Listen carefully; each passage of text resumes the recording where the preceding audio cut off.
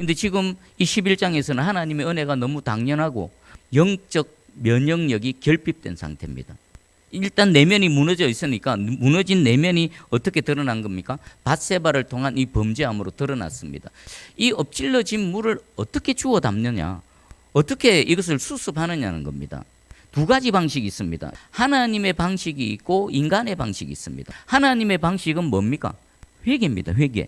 자신의 죄를 깨달아 알고 그리고 죄를 인정하고 자백하고 하나님 앞에서 용서함을 구할 뿐만 아니라 그의 삶을 완전히 돌아서서 의의 길로 하나님의 공의의 길로 다시 걸어가는 거, 이게 회개입니다.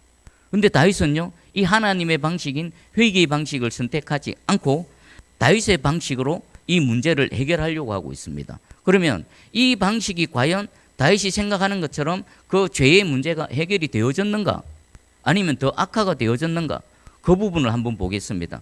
다윗은 이 문제를 숨기려고 했습니다. 전장에 전령을 보냅니다. 요압에게 기별을 보내서 우리아를 보내라고 합니다. 이제 우리아가 왔습니다. 7절에 보니까 우리아에게 다윗이 이름에 다윗이 요압의 안부와 군사의 안부와 싸움이 어떠했는지를 묻고, 표면적으로는 어떻습니까? 전장의 상태가 어떤지를 지금 우리아를 통해서 보고를 받는 겁니다. 이것은 그냥 겉으로 보면 너무나 당연한 겁니다. 우리아는요, 자세하게 보고했겠죠. 요압이 어떠한지, 그리고 이스라엘 군사의 상태는 어떠한지, 전쟁의 상황은 어떠한지 자세하게 보고를 했을 것입니다. 그런데 다윗의 진짜 의도는 여기에 있지 않습니다. 그것은 그냥 포장하는 겁니다. 진짜 의도는 뭘까요? 우리 8절을 한번 읽어보겠습니다. 그가 또 우리아에게 이르되 내 집으로 내려가서 발을 씻으라 하니 우리아가 왕궁에서 나가매 왕의 음식물이 뒤따라가니라. 아멘. 진짜 다윗의 의도는요, 7절이 아닙니다. 전장이 어떻게 돌아가는지 거기 관심 없습니다. 지금 다윗의 관심은 온통 뭡니까? 자신이 저질른 이 범죄, 그 하룻밤의 범죄로 인해서 그 밧세바의 몸에는 아이가 임신되어져 있습니다. 이것을 숨겨야만 됩니다.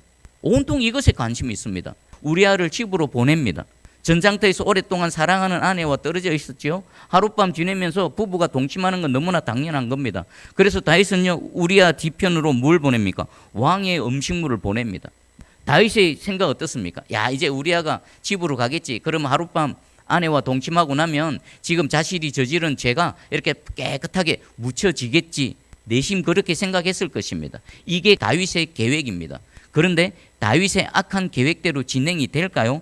9절 보니까 그러나가 등장합니다. 그러나, 이건 무엇을 의미합니까? 다윗의 악한 의도대로 상황은 전개되어지지 않는다라는 겁니다. 다윗이 계산해 넣지 못한 것이 있습니다. 그러나 볼게요. 우리아는 집으로 내려가지 아니하고 왕궁 문에서 그의 주의 모든 부하들과 더불어 잔지라. 다윗은 당연히 집으로 갈 줄 알았는데 집으로 가지 않고 오히려 어디로 갔습니까? 왕궁 문에 있는 그의 부하들과 함께 잤습니다. 이 그러나는요, 그냥 우연일까요? 하나님의 공의가 이 범죄 현장 가운데 나타나고 있는 겁니다. 하나님께서 우리아의 마음을 움직이시고 우리아의 발걸음을 돌이키셔서 다윗의 뜻대로 되지 않게 하나님께서 역사하신 것입니다. 자, 이 하나님은요, 지금도 우리 삶 가운데 동일하게 움직이고 계십니다. 지금 대한민국 가운데 동일하게 역사하고 계십니다. 이 다윗은요, 지금 자기 마음대로 할 수 있습니다. 왕입니다. 오늘날도요, 권력이 있고 힘이 있으면요, 우리는 모르지만, 평범한 우리들은 모르지만 지금 자유대한민국이라는 이 현 시대에서도요, 힘이 있고 권력이 있으면요, 법 위에 살아가고 자기 마음대로 살아갑니다. 죄가 있어도 힘없는 사람은 그 작은 죄도 과하게 형량을 받고 감옥에 들어가고요, 힘이 있고 권력이 있으면요, 죄가 아무리 많아도 법이 어찌하지를 못합니다. 손도 못 댑니다. 그런 속에서 지금 살아가는데, 수천 년 전인 왕정시대 때는 어떻겠습니까? 다윗이 말하면 곧 법이 됩니다. 다윗은 절대 권력을 지금 휘두르고 있습니다. 누구도 다윗을 어찌하지 못합니다.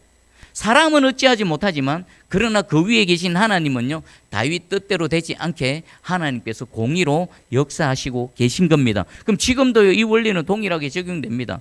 우리 개인과 여러분 가정과, 그리고 또한 여러분 직장, 사업터 속에서, 또 세순교회, 한국교회뿐만 아니라 이 나라와 민족 가운데 악한 의도와 계획들은요, 계속 뭔가 진행되는 것 같습니다.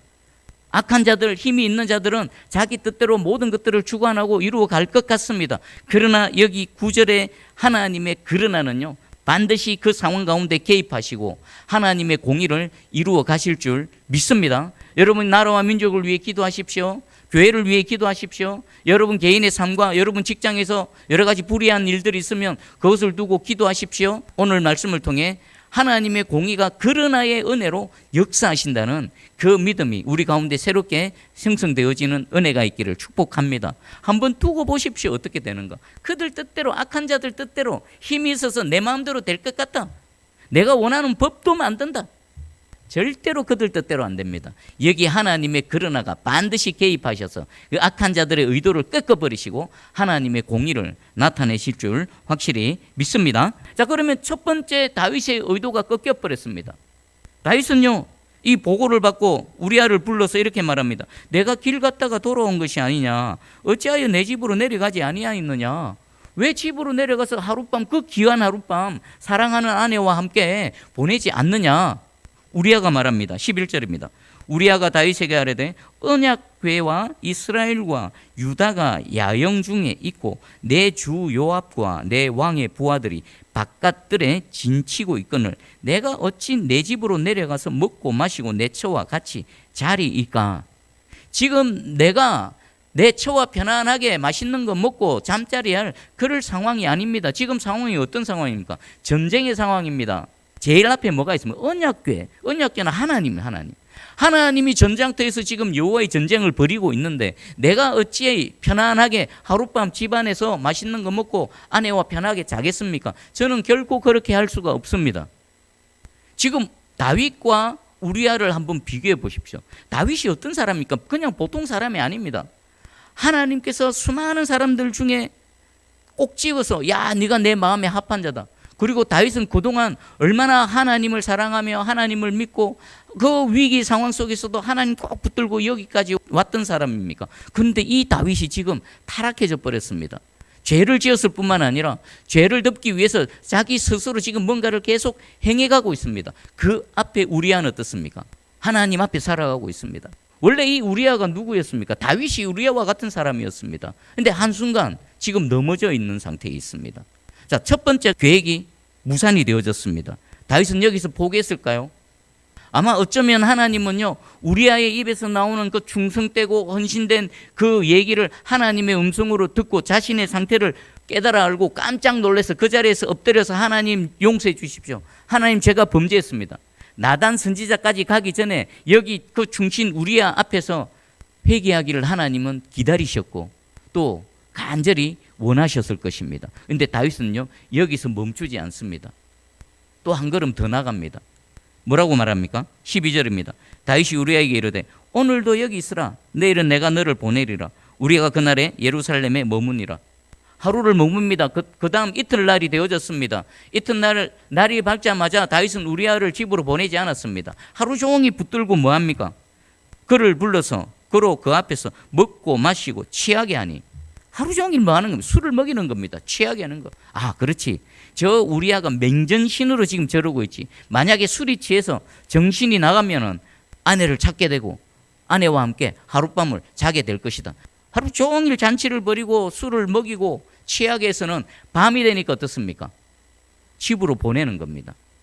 맹정신에는 하지 못하는 그 일을 자기가 원하는 일을 하겠지 하고 보냈더니 그가 나가서 그의 부하들과 더불어 침상에 눕고 그의 집으로 내려가지 아니하니라. 술에 취해서도 이 우리아는요, 여호와 앞에서 살아가고 있었던 것입니다. 다윗이 생각했던 그 일들이 여지없이 꺾여버린 겁니다. 자, 그러면 첫 번째 시도, 두 번째 시도가 무너졌죠. 이 정도 되면 어떻습니까? 하나님은 계속 모든 상황을 예의주시하고 바라보고 계십니다. 하나님 무엇을 기다리셨을까요? 회개입니다. 다시 하나님을 찾는 겁니다. 다윗이 그 상황 속에서 우리아의 모습을 보고 충격을 받고 다시 하나님을 찾고 하나님 앞에 나오기를 원하셨을 것입니다. 그런데 다윗은요, 여기서 멈추지 않습니다.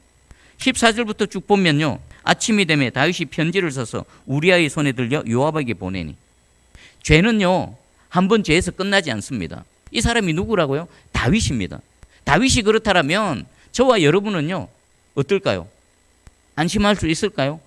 아닙니다. 오늘 하나님 앞에서 여러분 영혼의 상태를, 여러분의 내면을 정직하게 정확하게 들어보시기 바랍니다. 지금 내 영혼의 상태가 우리아의 상태에 있는지, 지금 타락해서 영적인 면역력이 결핍되어진 다윗의 상태로 있는지 여러분 정확하게 말씀으로 진단하시고, 혹시 이 지금 타락한 다윗의 상태에 있다면 깜짝 놀라서 우리아의 자리로 새롭게 자리를 옮기시는 은혜가 있기를 축복합니다.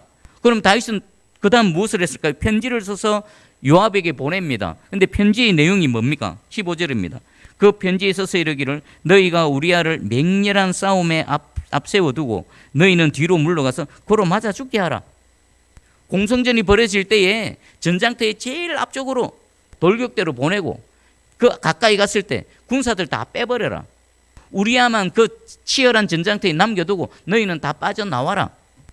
뭐 하는 겁니까? 전쟁을 이용해서 우리아를 제거하는 겁니다. 우리아를 제거하는 거. 다윗은요, 온통 관심이 자신이 저지른 죄를 감추고 문제가 될 만한 그 충신 우리아를 전장터에서 그냥 제거하는 겁니다. 다윗이 그러고 있습니다. 다윗이.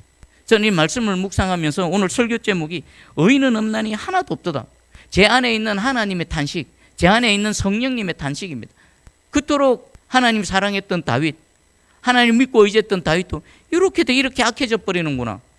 넘어질 수 있습니다. 실수할 수 있습니다. 근데 그 실수, 죄를 덮기 위해서 악한 괴계를 꾸미고 사울보다 더 하지 않습니까? 사울은 이 정도는 하지 않았습니다. 사울은 드러내놓고 그냥 공개적으로 죄를 저질렀지 은밀하게 악한 술수를 써서 자신의 죄를 덮지는 않았습니다. 지금 다윗은요, 그 사울보다도 더 악한 상태에 빠져 있는 겁니다. 그리고 17절에 그 성 사람들이 나와서 요압과 더불어 싸울 때 다윗의 부하 중 몇 사람이 엎드러지고 햇사람 우리아도 죽으니라. 자, 여기에 보면 우리아만 죽은 게 아닙니다. 우리아와 함께 그 전장터에서 목숨을 걸고 여호와 하나님의 이름으로 이스라엘을 위해서 목숨 걸고 싸웠던 그 용사들이 우리아만이 아니라 몇 사람도 함께 죽었습니다. 그러니까 다윗은요, 우리아만 죽인 것이 아니라 자기 죄를 덮기 위해서 우리아 외에도 여러 사람을 죽여버린 겁니다. 근데 이들이 누굽니까? 자신에게 충성했던 자들 아닙니까? 여호와 하나님을 위해서 충성했던 자들인데 그들을 그냥 죽여버린 겁니다. 그리고 요압이 보고를 합니다. 요압이 이걸 알았을까요? 몰랐을까요?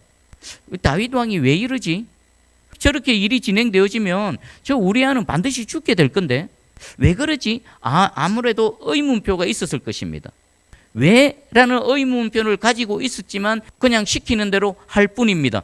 21절에 봅니까? 어찌하여 성에 가까이 갔더냐 하시거든 네가 말하기를 왕의 종 햇사람 우리아도 죽었나이다 하라. 뭔지는 모르지만 지금 왕이 우리아를 죽이려고 하네. 돌아가 보면 이유를 알겠지. 전쟁에서 패한 그것에 대해서 책망을 하거든. 요 우리아도 햇사람 우리아도 죽었다 하라. 그러면 깔끔하게 해결될 것이다. 23절 24절 뒤에 보니까 왕의 부하 중 몇 사람이 죽고 왕의 종 햇사람 우리아도 죽었나이다. 앞에 여러 가지 보고가 있었죠. 어떻게 하다가 이렇게 전쟁에 패하게 되어졌는지, 그리고 전장의 피해는 어떤지. 그런데 마지막에 마침표 하나 줍니다. 요압이 말한 대로 햇사람 우리아도 죽었습니다. 우리아가 죽었다는 말을 듣자마자 다윗의 입에서는 무슨 말이 나옵니까? 25절입니다. 다윗이 전령에게 이르되 너는 요압에게 이같이 말하기를 이 일로 걱정하지 말라. 칼은 이 사람이나 저 사람이나 삼키느니라. 그 성을 향하여 더욱 힘써 싸워 함락시키라 하여 너는 그를 담대하게 하라 하니라. 우리아가 죽었다는 말을 듣는 순간 다윗의 마음은 어땠을까요? 마음이 확 놓이는 겁니다. 야, 우리아가 죽었네. 내 손을 쓰지 않고 내 손에 피를 묻히지 않고 전장터에서 자연스럽게 죽었네. 이제 이 문제가 해결되어졌네. 다윗은 자기 뜻이 이루어진 줄 압니다. 해결이 된 줄 압니다. 여러분, 이 죄의 문제가 진짜로 해결이 되어졌을까요? 다윗은 착각하고 있는 겁니다. 이 모든 상황을 처음부터 지금까지 하나님은 다 보고 계십니다. 27절입니다. 그 장례를 마침에 다윗이 사람을 보내 그를 왕궁으로 데려오니 그가 그의 아내가 되어 그에게 아들을 낳으니라. 남편이 죽은 그 과부를 왕궁으로 데려와서 자신의 아내로 삼았습니다. 이 기간이 어땠을까요? 아주 짧은 기간입니다. 남편의 죽음에 대해서 애도하는 기간이 끝나자마자 다윗은 기다렸다는 듯이 밧세바를 아내로 삼습니다. 그리고 지금 밧세바 몸에 있는 그 아이는 자기 아기가 되어진 거. 그러니까 전혀 무리 없이 모든 일이 다 순조롭게 진행되어지고 요 사건은 이제 결론이 난 것처럼 보여집니다. 온 유다 사람들, 온 이스라엘 백성들도 그렇게 되어진 줄 알고 끝이 납니다. 그러나 하나님은 아직 끝나지 않았습니다. 마지막 27절 끝에 보니까 다윗이 행한 그 일을 여호와 보시기에 악하였더라. 다윗이 지금까지 행한 이 11장에서의 모든 일을 하나님께서 보셨는데 하나님의 판단은 뭡니까?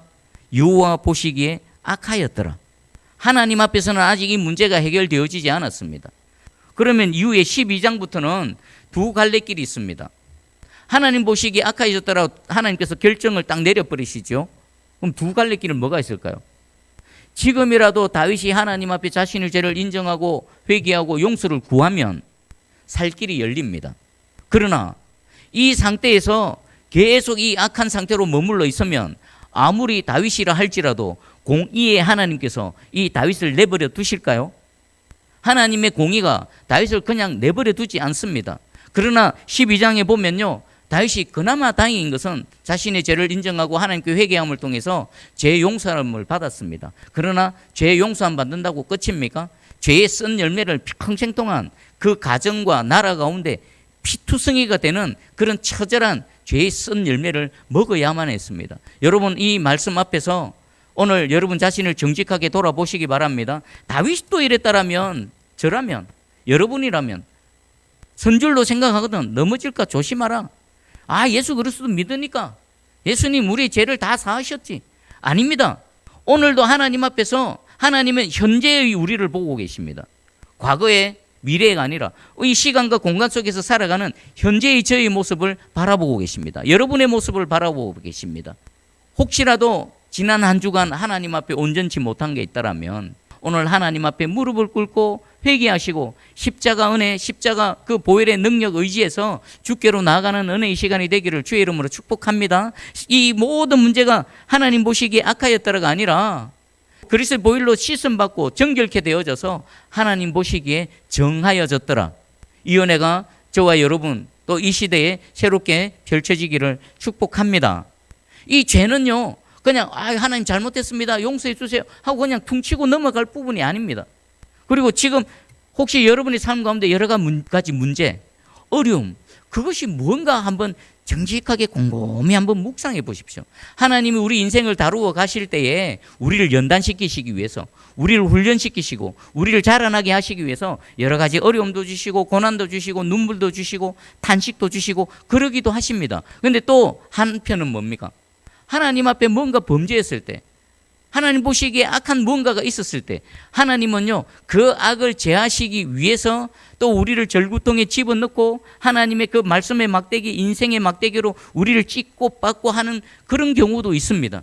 지금 여러분의 인생에 무슨 어려움이 있습니까? 그 어려움의 고난의 원인이 오늘 성령님의 조명을 통해서 분명하게 드러나고 깨달아지는 은혜가 있기를 축복합니다. 만약에 그것이 하나님이 나를 지금 연단시키시고 나를 훈련시키시고 나를 이스라엘 백성들을 광야에서 낮추시고 줄이게 하셔서 마침내 복 주시려 함이라 여기에 있다라면 믿음으로 인내하시며 감사하며 그 기간을 잘 버티시기를 축복합니다. 오늘 또 한편으로 다윗처럼 그때 내가 하나님 앞에 온전치 못했구나, 그때 하나님 보시기에 악했구나, 그때 했던 그 말과 그 모든 행동들이 하나님 앞에 온전치 못했구나, 혹시 깨달아지시거든 오늘 이 시간 하나님 앞에 무릎 꿇고 진심으로 하나님, 그때 제가 잘못했습니다, 그때 제가 부족했습니다, 그때 제가 실수했고 그때 넘어졌습니다. 하나님 십자가 보혈로 씻어주셔서 이 시간 다시금 정결케 되어져서 하나님과 동행하며 새롭게 시작할 수 있는 은혜를 베풀어 주시옵소서. 어찌 되어졌던 회복되어지고 하나님의 은혜로 이 한 주를 새롭게 시작하는 여러분 개인과 우리 새순교회와 이 나라와 민족 되기를 주님의 이름으로 축복합니다.